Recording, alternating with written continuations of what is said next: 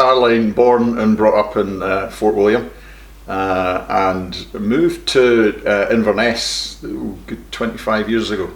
And goodness me, active, busy, independent, you name it, she was up for doing it. And sadly, about 2 years ago now, she was going through a phase of severe constipation amongst other things, and went to have that checked out, and discovered that there was a growth and a tumour down in her bowel. So that was a huge shock to her. There was hope that maybe we could see as much time through chemo as we could, but as it transpired, Caroline had about a year from diagnosis to passing away in December last year.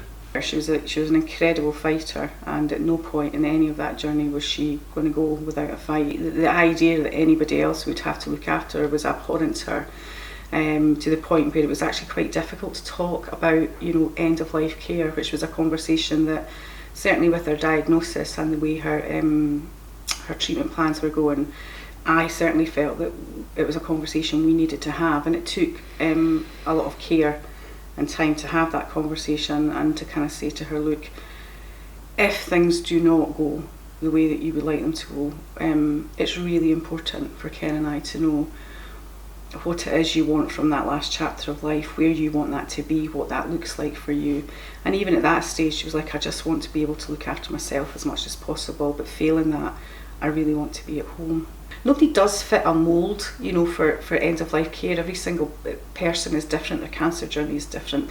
Their support network is different. I think the first call from Contrast Care, she's like, no, I don't need anything, and they were fantastic, and they said, that's absolutely fine. How about we just swing in and say hi and get a quick cup and just introduce ourselves? And so they were really gently, and through that trusting relationship, Caroline was eventually able to allow them to start to do little bits and pieces towards the end, which took a huge amount of pressure off of us, and allowed me to be her sister-in-law, as opposed to bridging that, kind of crossing that line into to carer and kind of getting involved in our personal care. And it allowed us to kind of keep our relationships, and for me to enjoy being her sister-in-law in those last days and not her nurse. Phoning the Palliative Care Helpline, you were phoning somebody that knew why you were phoning.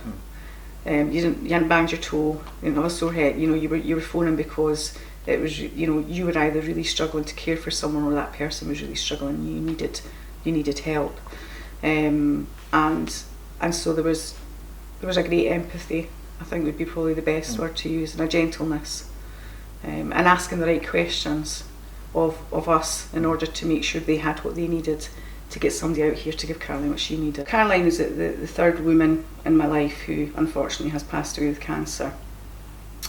One was my mum, and the other was my stepmom. Now, all three of them, Caroline included, would have wanted to die at home.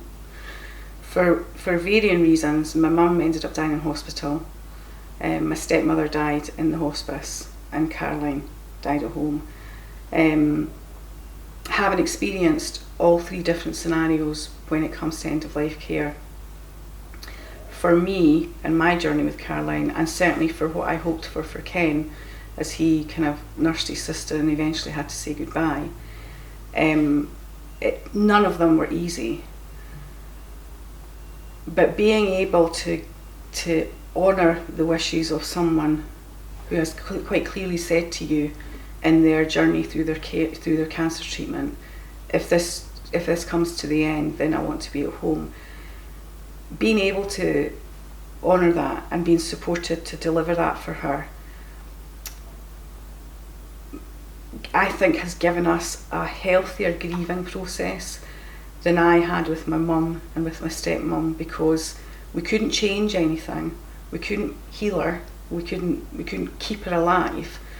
So all that we had left that we could give her was what she asked for the end of her life, with the help of the external services that came and supported us to do that. And without them, I have absolutely no doubt in my head that Caroline would have died in hospital.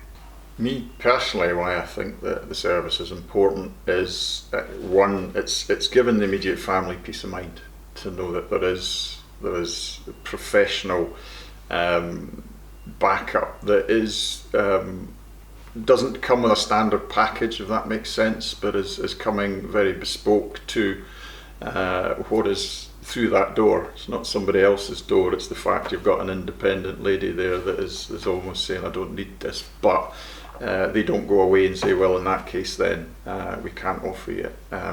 They're there just coming back again and again and again, just asking, what can we do, what can we do, and creating that relationship. This person is on their individual journey, and it is, it is their last journey. And we talk about good deaths and bad deaths. Surely all of us, whether we're professional or family or whatever, if we've got the wherewithal to give somebody a good death, then that's got to be worth. It's got to be worth so much. And for Caroline, she didn't want to die. She didn't have any choice though. So that's what was happening. To be able to give her what she wanted, not what somebody else thought was fit or what they had at the resources or but what she wanted and the way that she wanted it, so that she wasn't frustrated or angry or upset or offended, or met her where she was at. And everybody is completely different as to where they are at. Some people will want to die at home, some people will want to die in hospital, some people will want to. Everybody has their reasons for that, and having something that says, we're not going to make any assumptions here, we're just going to say, tell us what it is that you want and what support do you need, how do you want to see this play out, and we'll bring that to you. That's huge.